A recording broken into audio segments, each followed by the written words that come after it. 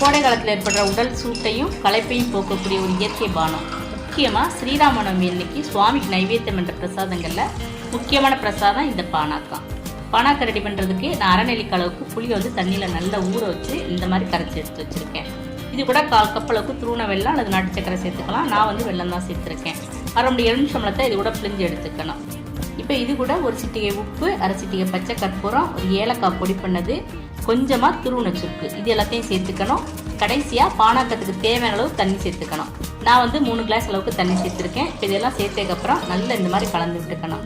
தேவைப்பட்டால் 1/4 டீஸ்பூன் அளவுக்கு மிளகுத்தூள் கூட சேர்த்துக்கலாம். இப்போ ஒரு வடிகட்டி மூலமாக அதை நல்லா வடிகட்டி எடுத்துக்கணும். விருப்பப்பட்டால் இது கூட நீங்கள் கொஞ்சமாக ஐஸ் கட்டியும் சேர்த்து ஒரு துளசி இலையை வந்து பொடியாக நறுக்கி மேலே வந்து தூவி விட்டு எடுத்துக்கலாம். இப்போ கிராமங்களில் பார்த்தீங்கன்னா தேர் இழுத்து களைப்பாக வர்றவங்க இந்த பானாக்கம் தான் குடிப்பாங்க. அது உங்களுக்கு நல்ல தெம்பை தரும். அவ்வளவுதாங்க.